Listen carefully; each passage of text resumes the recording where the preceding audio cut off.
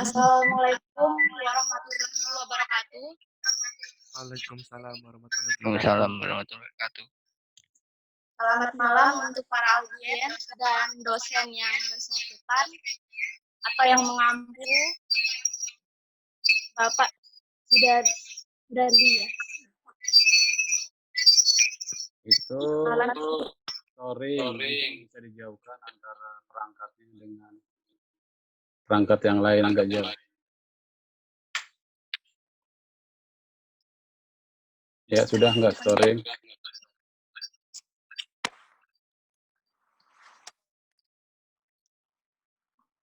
malam ini kami akan mempresentasikan tentang taksonomi instruksional yang akan dibawakan oleh Bella Sapitri dan Lita Motika.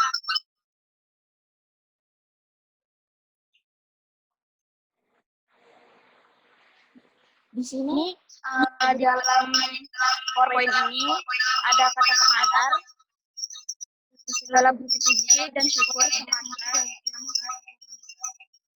Agak jauh Lita, agak jauh. Atau Dela agak jauh, nggak bisa dekat itu. Ucapan puji-puji dan syukur-syukur semata hanyalah milik Allah Subhanahu wa Ta'ala. Hanya kepadanya lah kita memuji dan hanya kepadanya lah kami bersyukur. Oleh sebab itu, kami sangat menantikan kritik dan saran yang membangun dari setiap pembaca untuk materi evaluasi kami mengenai penulisan makalah berikut. Kami juga berharap hal tersebut mampu dijadikan cambuk untuk kami supaya lebih mengutamakan kualitas makalah di masa yang selanjutnya.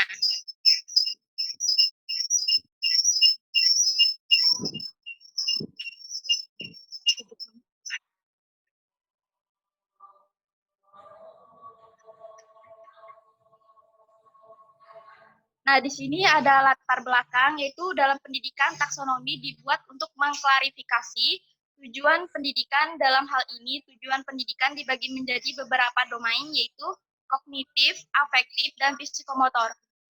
Dari setiap ranah tersebut dibagi kembali menjadi beberapa kategori dan subkategori yang berurutan secara hierarki. Nah, di sini ada rumusan masalah.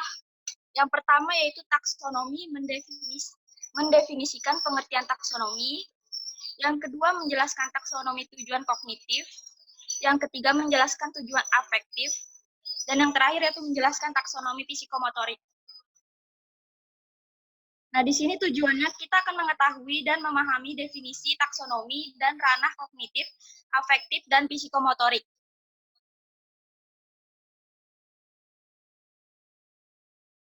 Pembahasan pertama tentang sejarah dan definisi taksonomi.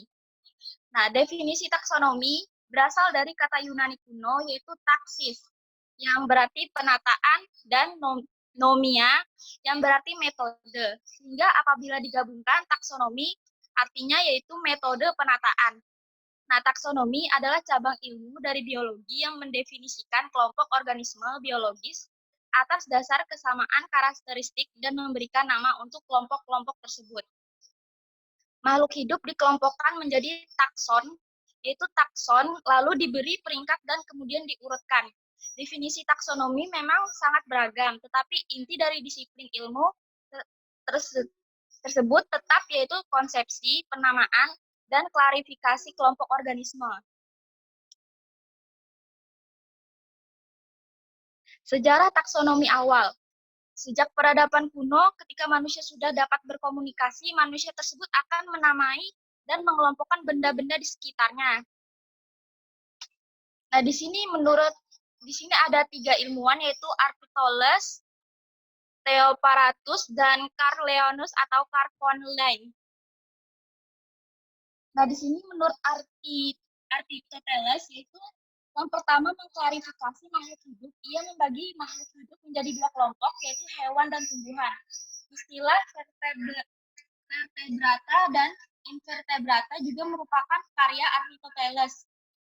Nah, selanjutnya muridnya yang bernama Theoparatus meneruskan tradisi ini dengan mengklarifikasi 500 tanaman dalam Historia Plantarum.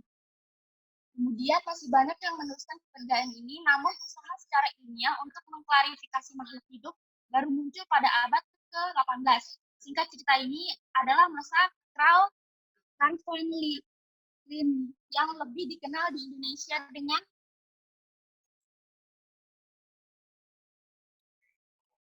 dengan Carolus Linnaeus. Nah, dia ini adalah seorang perkebangsaan Swedia yang merupakan tokoh dalam taksonomi modern.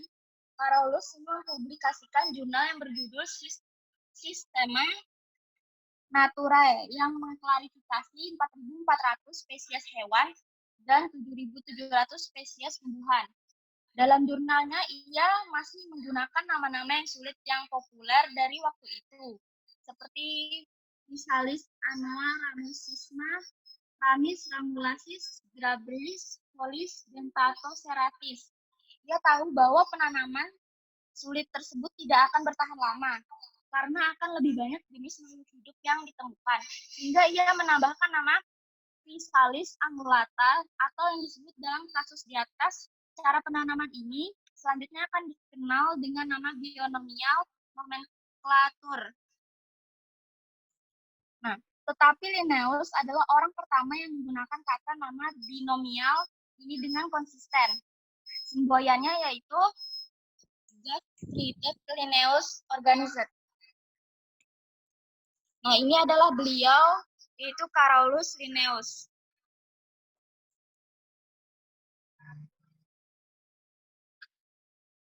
Nah, untuk penjelasan selanjutnya ini tentang tujuan kognitif dan afektif psikomotorik akan dibacakan oleh Lita Novita. Kepada Lita, saya persilakan.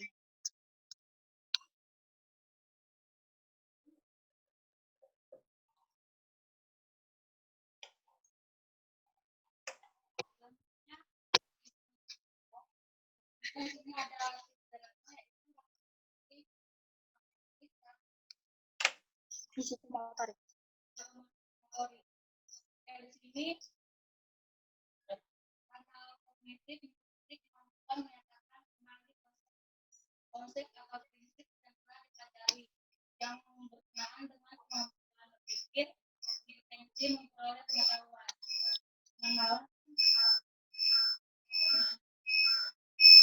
yang berkenaan dengan kemampuan berpikir, intensi memperoleh pengetahuan, pengalaman, konseptualisasi, agak jauh, suaranya.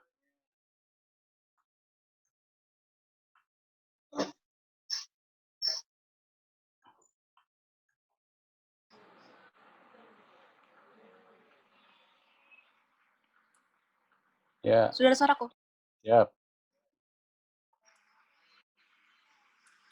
Dalam buku yang berjudul Taxonomy, adakah? Iya, sudah.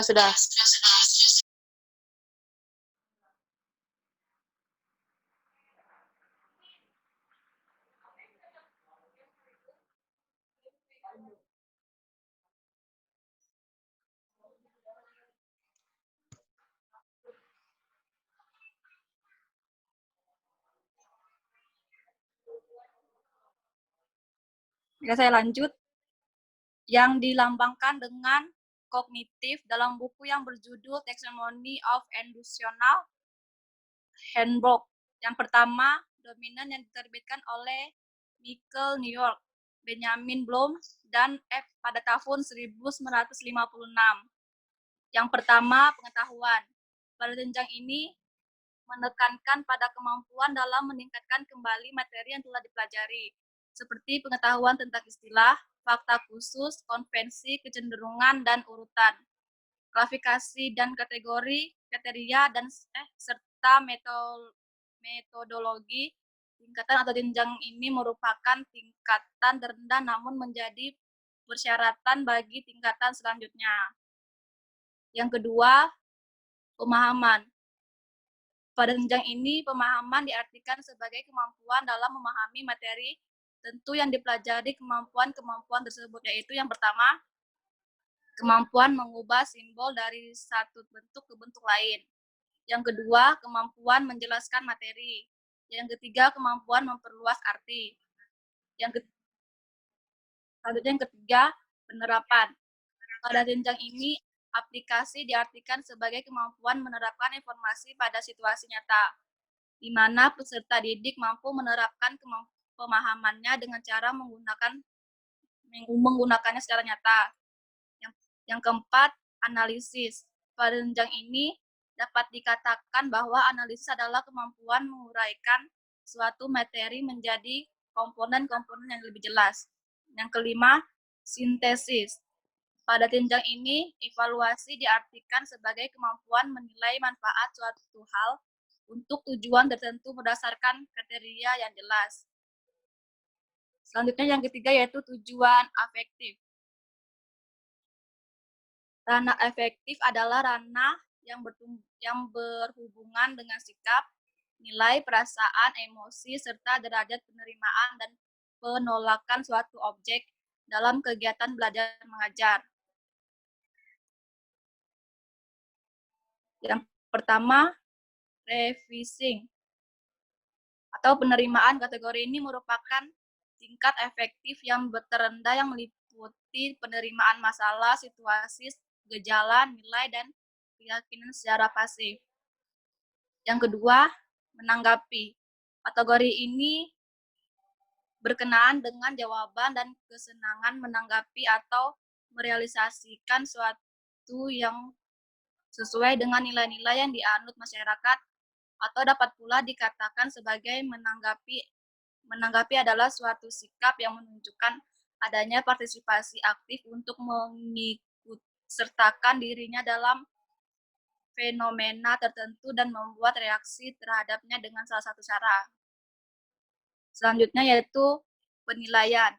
Kategori ini berkenaan dengan memberikan nilai penghargaan atau kepercayaan terhadap suatu gejala atau stimulasi tertentu. Yang ketiga, organisasi. Kategori ini meliputi konseptualisasi nilai-nilai menjadi sistem nilai serta memantapkan dan prioritas nilai yang telah dimiliki. Yang selanjutnya, karakteristik. Kategori ini berkenaan dengan keterpaduan semua sistem nilai yang telah dimiliki seseorang yang mempengaruhi pola kepribadian dan tingkat lakunya. Selanjutnya yaitu ranah psikomotorik. Ranah ini meliputi kompetensi melakukan pekerjaan dengan melibatkan anggota badan serta kompetensi yang berkaitan dengan gerak fisik atau motorik yang terdiri dari gerakan refleks, keterampilan gerakan dasar, kemampuan perseptual, ketetapan, keterampilan kompleks, serta ekspresif dan interpretif.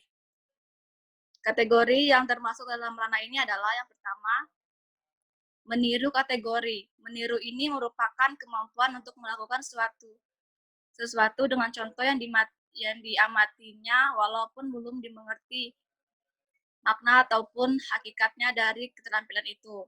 Kata kerja operasional yang dapat dipakai dalam kategori ini adalah mengaktifkan, menyesuaikan, mengambungkan, melamar, mengatur, mengumpulkan, menimbangkan, memperkecil, membangun, mengubah, membersihkan,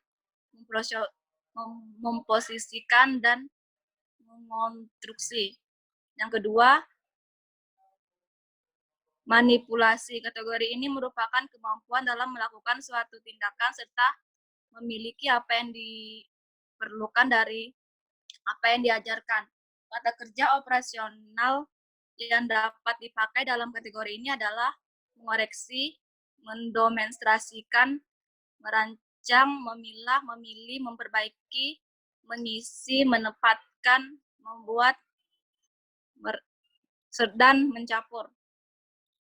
Selanjutnya, pengalamiahan. Kategori ini merupakan suatu penampilan tindakan di mana hal yang diajarkan dan dijadikan sebagai contoh contoh telah meliputi suatu kebiasaan dan gerakan-gerakan yang ditampilkan lebih meyakinkan. Kata kerja operasional yang dapat dipakai dalam kategori ini adalah mengalihkan, memutar, mengirim, memindahkan, mendorong, menarik, mencampur, mengemas, dan membungkus. Selanjutnya yaitu artikulasi. Kategori ini merupakan suatu tahap di mana seseorang dapat melakukan suatu keterampilan yang lebih kompleks, terutama yang berhubungan dengan gerakan. 6 kata kerja operasional yang dapat dipakai dalam kategori ini adalah mengalih, membentuk, memandankan dan menggunakan melalui menyetir, menjeniskan, menempel, melonggarkan, dan menimbang. Selanjutnya.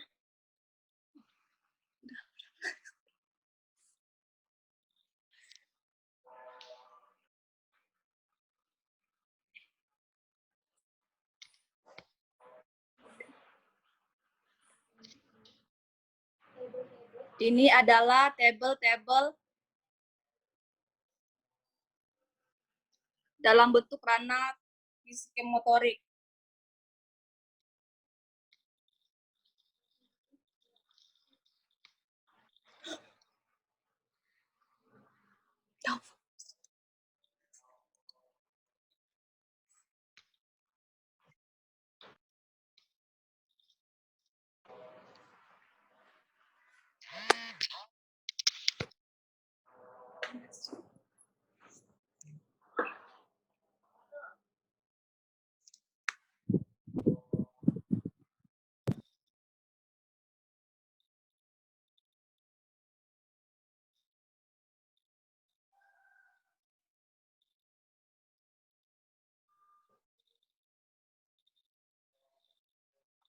Masih ya?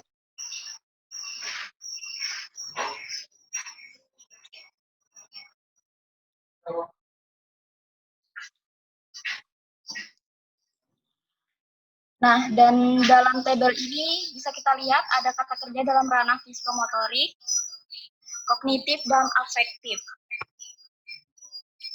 Di dalam kata kerja ranah kognitif yaitu evaluasi, sintesis, analisis, penerapan, pemahaman, dan pengetahuan. Di dalam kata kerja tabel ranah afektif ini, yaitu yang A1, memilih, mempertanyakan, mengikuti, memberi, menganut, mematuhi, meminati. Yang A2, menjawab, membantu, mengajukan, mengompromikan, menyenangi, menyambut, mendukung, menyetujui, menampilkan, melaporkan, memilih, mengatakan, memilah, dan menolak. Yang A3 yaitu mengasumsikan, meyakini, melengkapi, meyakinkan, memperjelas, memprakarsai, mengimani, mengundang, mengabungkan, mengusulkan, menekankan, dan menyumbang. Dan yang terakhir yaitu A4, menganut, mengubah, menata, mengklarifikasi, mengombinasikan, mempertahankan, membangun, membentuk, pendapat, memadukan, mengelola, menegosiasi, dan merembuk. Dan yang terakhir yaitu psikomotorik, yaitu peniruan. Yang P pertama mengaktifkan, menyesuaikan, mengembangkan, melamar, mengatur, mengumpulkan, menimbang, memperkecil, membangun, mengubah, membersihkan, memposisikan, mengonstruksi. Yang kedua yaitu memanipulasi atau P2, yaitu mengoreksi, mendemonstrasi, merencana, memilih, melatih, memperbaiki, mengidentifikasi, mengisi, menempatkan, membuat, manipulasi, mereparasi, mencampur. Yang ketiga yaitu pengalamiahan atau P3 yaitu mengalihkan, menggantikan, memutar, mengirim, memindahkan, mendorong, menarik, memproduksi, mencampur, mengoperasikan, mengemas, dan membungkus. Yang terakhir yaitu artikulasi atau P4, yaitu mengalihkan, mempertajam, membentuk, memadamkan, menggunakan, memuai, menyetir, menjeniskan, menempel, mensketsa, melonggarkan, dan menimbang. Nah, jadi kesimpulan dari makalah tentang taksonomi ini yaitu pada dasarnya merupakan usaha pengelompokan yang disusun dan diurut berdasarkan ciri-ciri suatu bidang tertentu. Sebagai contoh, taksonomi dalam bidang ilmu fisika menghasilkan pengelompokan benda ke dalam benda cair, benda padat, dan gas. Taksonomi dalam bidang ilmu botani mengelompokkan tumbuhan berdasarkan karakteristik tertentu. Misalnya, kelompok tumbuhan bersel satu dan tumbuhan bersel banyak. Taksonomi bertujuan pembelajaran adalah mengelompokkan tujuan pembelajaran dalam kawasan kognitif, afektif, dan psikomotorik.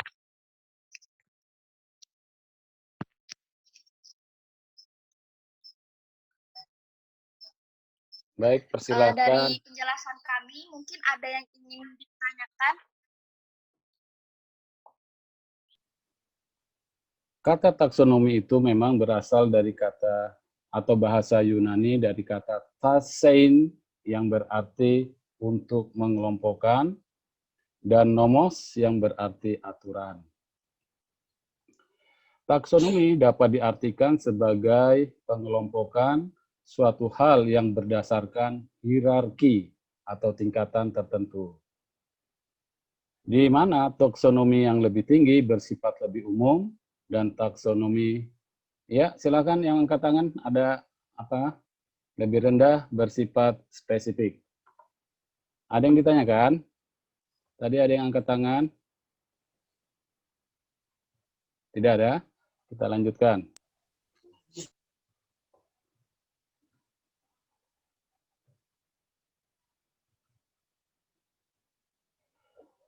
Dalam pendidikan, taksonomi dibuat untuk mengklasifikasikan tujuan pendidikan. Dalam hal ini, tujuan pendidikan dibagi menjadi beberapa domain, yaitu domain kognitif, afektif, dan psikomotor. Dari setiap ranah tersebut dibagi kembali menjadi beberapa kategori dan subkategori yang berurutan secara hierarkis bertingkat, mulai dari tingkah laku yang sederhana sampai tingkah laku yang paling kompleks.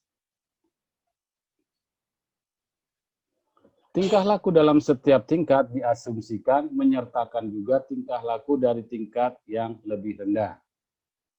Artinya apa? Bahwa tingkah laku tersebut memang tidak hanya berdiri dari satu tingkat saja, jadi bisa lebih daripada itu karena dia kompleks ya. Dikatakan di sini tingkah laku dalam setiap tingkat diasumsikan menyertakan juga tingkah laku dari tingkat yang lebih rendah. Artinya dari tingkat yang 1, tingkat 2, itu tingkat yang pertama itu tidak bisa ditinggalkan karena saling berkaitan. Kemudian taksonomi ini pertama kali disusun oleh Benjamin S. Bloom dan kawan-kawan pada tahun 1956. Sehingga sering pula disebut sebagai taksonomi Bloom. Nah, taksonomi Bloom ini sangat berguna. Karena apa? Dalam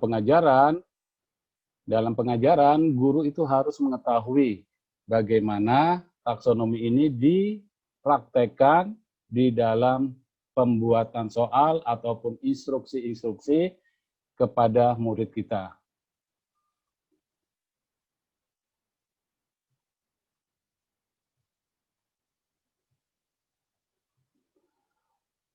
Baik, kita lanjutkan. Cakupan materi yang kita bahas adalah tujuan instruksional dan miskonsepsi tujuan instruksional. Tadi sudah dijelaskan bahwa taksonomi itu yang paling terkenal adalah yang dikenal dengan taksonomi Bloom.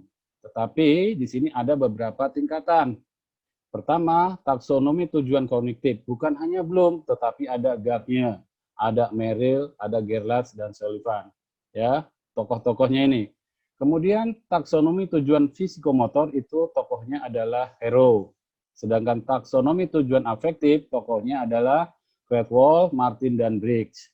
Sedangkan integrasi, ya integrasi dari semuanya ini adalah tujuan kognitif dan afektif dalam pembelajaran. Artinya dalam memberikan pembelajaran guru itu tidak hanya satu domain saja, tetapi ketiga-tiganya itu harus kita berikan kepada murid kita. Tidak hanya kognitif, pengetahuan aja dalam kita mengajar, tetapi juga sikap. Oleh karena itu, dalam pembelajaran saat ini, ya, tujuan pelajaran saat ini, banyak dikatakan tujuan pembelajaran secara daring itu tidak bisa mengajarkan tujuan afektif, hanya kognitif saja. Oke, kemudian kita lanjutkan. Tadi sudah dibahas teman kita juga bahwa taksonomi Bloom itu untuk ranah kognitif itu ada 6 ya. Ada 6 yang dikenalkan pada tahun 1956. Yang pertama adalah tingkat knowledge atau pengetahuan. Tingkat ini kata kerjanya ya, taksonomi itu ditandai dengan kata-kata kerja. Kata kerja di dalam bahasa Indonesia itu diawali dengan awalan me ya, mengingat, menghafal. Nah, dalam pengetahuan itu, bila kita sebagai guru hanya mengajarkan pengetahuan, kita mengajak murid kita suruh mengingat dan menghafal saja. Ini maksudnya begitu. Lalu, comprehension, naik lagi. Pemahaman, menerjemahkan, menginterpretasikan, dan menyimpulkan. Apakah knowledge ini ditinggalkan untuk tingkat kedua? Maka tingkat yang pertama knowledge ini masih dipakai di dalam pemahaman tingkat ketiga. Bagaimana dia cara mengingat, dan menghafal, itu sudah terintegrasi kepada tingkat pemahaman. Artinya, tingkat 1, tingkat knowledge, tingkat comprehension, application, analisis, sintesis, dan evaluasi. Ini adalah tingkat yang paling tinggi. Evaluasi ini adalah menyangkup semua pengetahuan di bawahnya.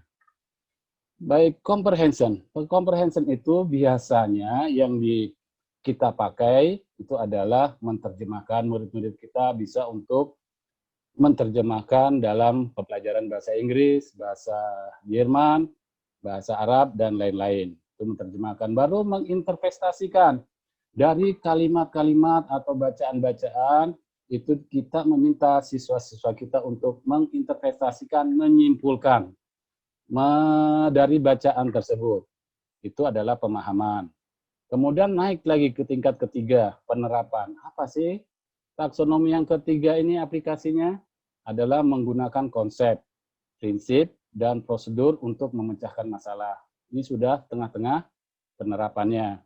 Maka guru yang sudah memberikan teori, ya, memberikan teori pembelajaran, maka konsep-konsep yang sudah diajarkan itu disinilah penerapannya. Contoh, bagaimana fungsi uang dalam ekonomi. Kalau dalam bahasa Inggris, saya berikan teori atau konsep bagaimana cara menyapa seseorang, maka diaplikasikanlah, dipraktekkan konsep tadi di dalam kelas ataupun di luar kelas. Ataupun matematika, konsepnya memecahkan konsep. Kita sudah memberikan rumus Pythagoras, rumus volume, isi kubus ataupun segi empat. Nah, kita berikan soal dengan benda yang nyata, disuruh mereka menghitung. Inilah adalah penerapan daripada tujuan kognitif dalam penerapan. Kemudian, tingkatan yang keempat, analisis. Memecahkan konsep menjadi bagian-bagian atau mencari hubungan antar bagian-bagian.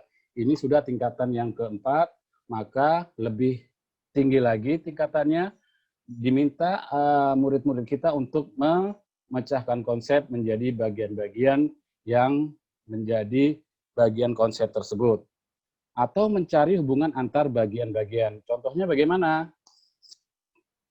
Kita memberikan suatu konsep yang umum. Ya, memberikan konsep suatu yang umum, suatu permasalahan, lalu mereka menganalisis permasalahan, contoh masalah ekonomi. Masalah ekonomi itu apa saja? Masalah ekonomi itu umum, lalu dipecah menjadi bagian-bagian apa yang menjadi masalah ekonomi di suatu negara itu sehingga negara itu menjadi makmur atau menjadi tidak makmur. Maka bagian-bagian yang mendukung konsep ekonomi negara maju yang makmur atau tidak makmur, itu murid kita diminta untuk menganalisis menjadi bagian-bagian yang lebih kecil. Selanjutnya, sintesis. Sintesis adalah kognitif yang kelima, menggabungkan bagian-bagian menjadi satu kesatuan. Artinya dari analisis menjadi sintesis. Artinya dia menyimpulkan, menggabungkan antara pendapat-pendapat orang, ya, pendapat-pendapat ahli mengenai konsep-konsep ekonomi, dirangkum, disintesis menjadi satu kesatuan kesimpulan. Itu bisa kita berikan kepada murid kita. Coba Anda kalian sintesiskan. Dari bacaan ini, kalian simpulkan menjadi apa? Itu maksudnya. Kemudian evaluasi. Evaluasi adalah membandingkan nilai-nilai, ide-ide, metode, dan sebagainya dengan standar yang sudah diberikan. Evaluasi ini adalah bagian tingkat kognitif yang terakhir. Artinya, bila kita sudah memberikan materi pelajaran, setiap mata pelajaran pasti ada tingkatannya. Tingkatan terakhir adalah dengan memberikan evaluasi. Seperti kita, mahasiswa, pasti ada evaluasi. Setiap program pasti ada evaluasi. Itu maksudnya. Kemudian kita lanjutkan. Taksonomi Bloom. Awalnya, taksonomi yang dibuat untuk tujuan pendidikan. Kemudian, membagi tujuan pendidikan dalam beberapa domain, karena kawasan tadi sudah. Kemudian dalam konteks yang sama, nah di sini bahwa Ki Hajar Dewantoro adalah Bapak Pendidikan kita, itu mempunyai konsep yang beda dengan yang lain, yaitu adanya cipta, ada rasa, dan karsa. Selain itu juga dikenal dengan istilah penalaran, penghayatan, dan pengamalan. Ini adalah konsep taksonomi menurut Ki Hajar Dewantoro. Ada cipta. Cipta itu apa? Rasa itu apa? Ya, ntar ada yang masuk. Oke. Cipta adalah bagaimana kita mengajarkan anak-anak untuk bisa berkreasi mencipta, bisa merasakan sesuatu, bisa membuat karya, karsa, cipta, dan rasa. Dan juga ada istilah penalaran, ada penghayatan dan pengamalan. Itu konsep daripada taksonomi Ki Hajar Dewantoro. Kita lanjutkan. Ini tadi sudah, ya, sudah tujuan pendidikan. Itu nanti kita lihat tabelnya. Baik, ya tadi sedikit saya tambahkan bahwa ranah kognitif itu berisi perilaku yang menekankan aspek intelektual seperti pengetahuan. Nah, tadi pengetahuan, pengertian, keterampilan berpikir, ini semuanya dalam ranah kognitif. Sedangkan afektif berisi perilaku yang menekankan aspek perasaan dan emosi, seperti minat, sikap, apresiasi, dan cara penyesuaian diri. Ini termasuk ranah afektif.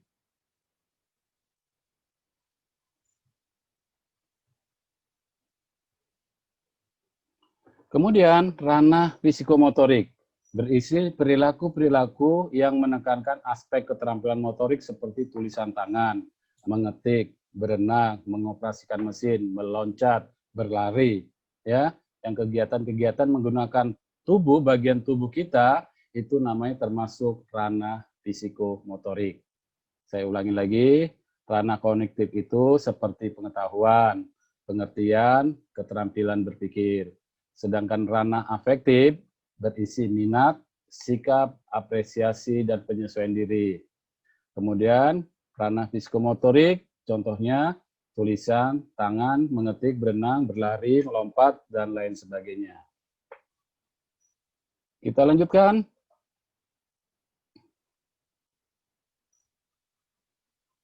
Tadi sudah ini ya, sudah ada 6 sama. Bahwa domain kognitif itu tadi sudah afektif. Baik, afektif ini yang kurang tadi. Domain afektif itu adalah penerimaan, bahasa Inggrisnya receiving atau attending, menanggapi responding, lalu penghargaan, valuing, pengorganisasian, karakteristik berdasarkan nilai-nilai. Ini termasuk ranah domain afektif. Kita lanjutkan. Apa sih yang termasuk domain psikomotor? Itu ada 7. Pertama, persepsi, kesiapan, respon terpimpin, mekanisme, respon tampak yang kompleks, penyesuaian, dan penciptaan. Ini adalah domain psikomotorik. Domain psikomotorik ini biasanya paling banyak dilakukan oleh pada saat guru olahraga melatih atau praktek ya. Sedangkan untuk mata pelajaran yang lain itu tidak terlalu banyak kita guru meminta murid untuk melakukan domain psikomotorik ini.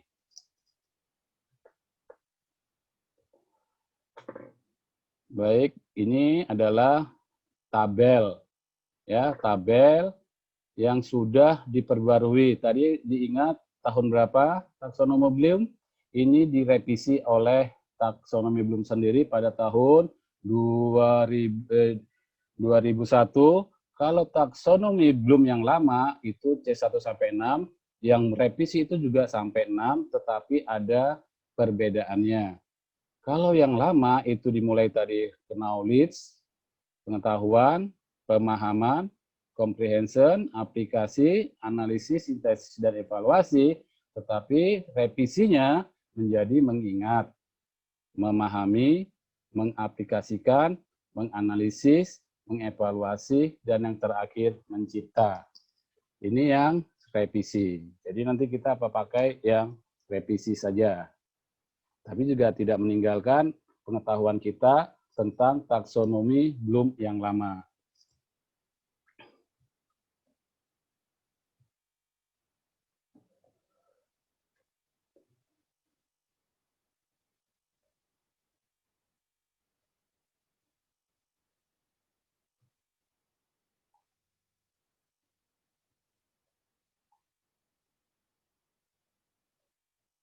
Sampai di sini ada yang mau ditanyakan? Silakan dibuka kalau ada yang ditanyakan. Dibuka speakernya. Apa itu tadi taksonomi?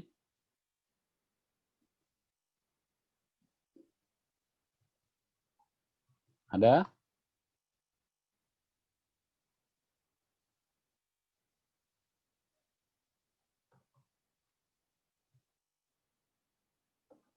Kalau tidak ada, kita lanjutkan lagi. Tadi sudah kelompok kalian menerangkan daftar contoh kata kerja operasional. Tadi dicontohkan dan ini mungkin sama atau bisa lebih ini ya, karena sumbernya juga berbeda-beda, bisa sama dan bisa tidak sama. Yang pertama adalah kelompok mengetahui. Itu dilihat sini. Ada mengutip, menyebutkan, menjelaskan, sampai ke bawah itu menulis. Ini kapan kita pakai untuk mengetahui ini? Guru meminta atau menulis soal kepada murid kita, gunakanlah untuk tingkat yang paling bawah mengetahui ini dengan kata-kata berikut. Kata operasional ini. Contoh saja, anak-anak tolong sebutkan. Nah, ini menyebutkan ya. Sebutkan nama buah-buahan. Contohnya seperti itu. Maka itu dalam tingkat mengetahui. Lalu mengutip, menjelaskan itu masih kata-kata kerja yang di kelompok mengetahui. Kemudian bila kita ingin meminta anak-anak itu dengan operasional kata memahami kira-kira apa kata kerjanya, maka carilah kata operasional untuk di kolom kedua ini. Bahwa kalau kita meminta murid kita, murid SD, SMP, SMA, ataupun mahasiswa, untuk memahami sesuatu, maka kita buatlah soal. Ini aplikasinya, membuatkan soal ataupun dengan perintah, lisan, itu buatlah atau carilah kata-kata ini. berikan contoh. Kalau berikan contoh berarti termasuk memahami. Lalu menyimpulkan, maka dia termasuk memahami. Kemudian guru ingin meminta anak-anak mengaplikasikan teori yang sudah diajarkan oleh guru. Maka kita bisa memakai kata kerja operasional yang ada di kolom ketiga ini. Ya. Contoh menghitung, menugaskan, mengurutkan, melatih, menggali, menyelidiki. Ini adalah kata kerja operasional yang termasuk dalam kategori mengaplikasikan. Kemudian menganalisis. Itu kata kerjanya ini, bisa dilihat. Mengevaluasi pun juga ada. Membuat juga sudah ada. Jadi kata-kata kerja operasional ini dipakai oleh guru dalam penerapannya, baik itu di dalam pembuatan soal ataupun perintah-perintah secara lisan kepada murid-murid. Dengan memakai kata kerja ranah kognitif yang ada 6 sini. Ada 6. Pertama mengetahui, C1 memahami, C2, C3, C4-nya menganalisis, mengevaluasi, dan meng-create adalah kategori yang ke-6. Satu tingkatan ini biasanya tingkatan mengetahui itu tingkatan yang paling rendah. Umumnya 1, 2, 3, saat kelompok C1, C2, dan C3 ini tingkat yang rendah, tetapi kalau yang sudah menganalisis, mengevaluasi, membuat atau meng-create ini adalah tingkatan yang tinggi. Jadi dibagi 2. Mengetahui, memahami, dan mengaplikasikan itu termasuk tingkat yang rendah, sedangkan menganalisis, mengevaluasi, dan membuat adalah yang tingkat tinggi. Istilahnya itu adalah HOTS, High Order Thinking Skill. Jadi High Order Thinking Skill itu adalah tingkatan yang tinggi dalam ranah kognitif di dalam tujuan pembelajaran.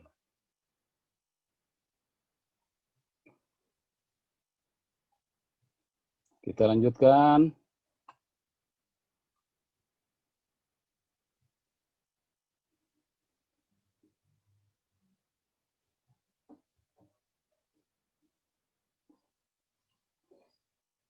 Ini metakognitif, nggak usah nih ya.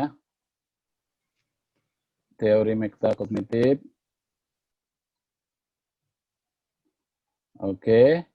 Jadi ini slide saya. Silahkan nanti ada yang bertanya mengenai taksonomi ini. Ya, silakan ini. Assalamualaikum. Waalaikumsalam. Assalamualaikum Pak. Sudah Ya.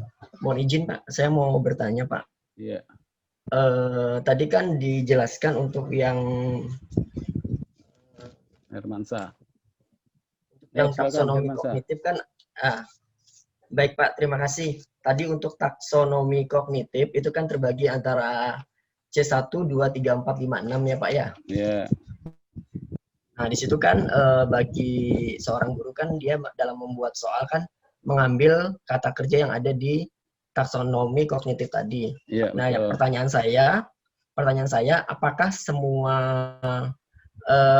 apakah jenjang pendidikan itu menggunakan semua kata kerja yang disiapkan atau jenjang pendidikan tertentu saja, Pak? Baik. Bisa dipahami kah, Pak? Pertanyaan saya, Pak. Bisa. Jadi, Siap, Pak.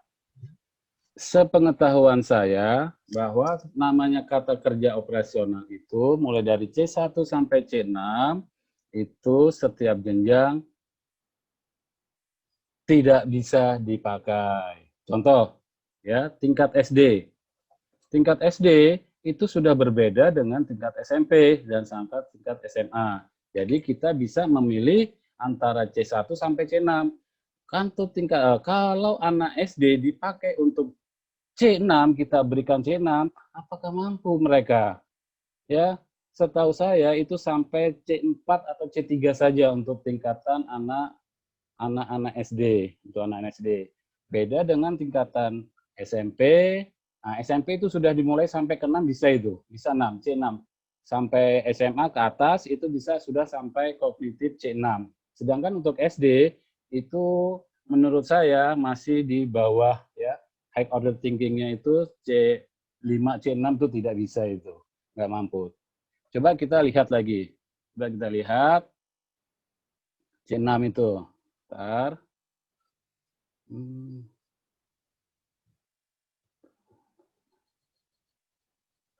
Pertemuan keempat ya.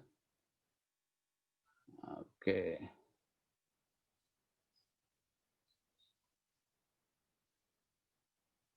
Oke, kita lihat yang di sini saja. Kognitif, ya, kognitif itu C6. Merumuskan. Kira-kira anak-anak bisa nggak anak-anak tingkat SD itu merumuskan sesuatu? Bisa nggak merencanakan? Bisa nggak dia memproduksi?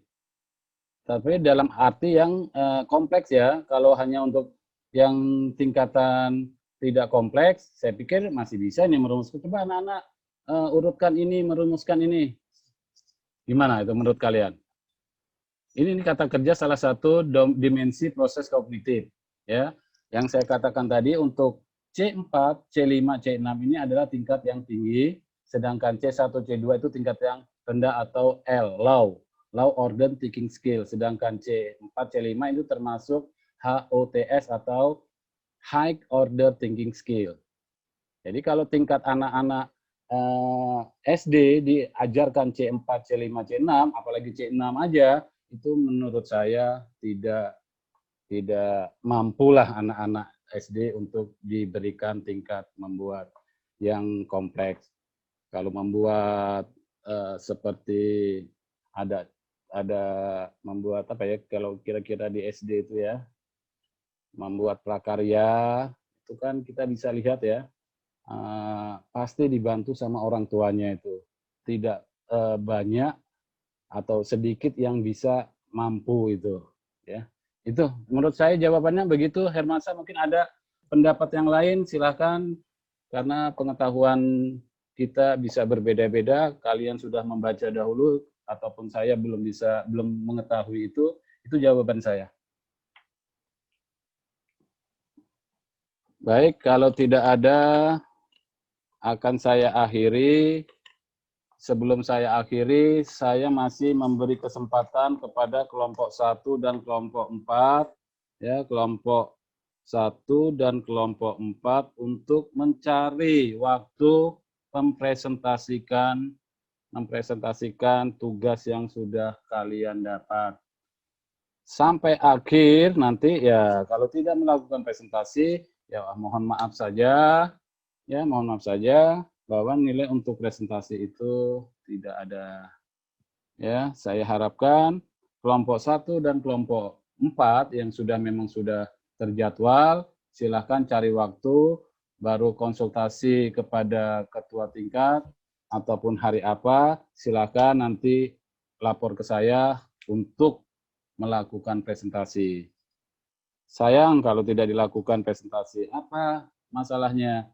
Materi banyak, apalagi di internet. Di buku-buku elektronik itu banyak juga. Tinggal kalian rangkum pemahamannya, tugas itu bagaimana. Ya, pemahamannya cari, dikembangkan, lalu dipresentasikan, nanti kita bahas bersama-sama. Pokok-pokok materinya kan sudah saya berikan. Kenapa? Susahnya di mana? Gitu loh. Di perpustakaan nggak bisa lihat, di internet itu banyak. Buku-buku banyak, jurnal-jurnal pun banyak. Tidak ada alasan pada saat ini, dunia canggih seperti saat ini, tidak mampu mencari materi tersebut. Kecuali memang tidak ada keinginan untuk melakukan hal tersebut. Sangat sayang sekali. Karena pembelajaran kita ini adalah pembelajaran sudah andragogik, sudah anggapan orang dewasa ya. Tidak lagi anak-anak, saya perintahkan harus ini, tetapi kesadaran kalian sendiri. Ya, itu saja akhir kata saya. Setelah ini silakan nanti dilakukan absen, ya, absen silakan, dan akan saya tutup jam, nanti Anda lihat sendiri di situ. Baik, saya pikir cukup sekian, dan saya ucapkan Assalamualaikum warahmatullahi wabarakatuh. Dan selamat malam. Waalaikumsalam warahmatullahi wabarakatuh. Rendra, kalau main sih.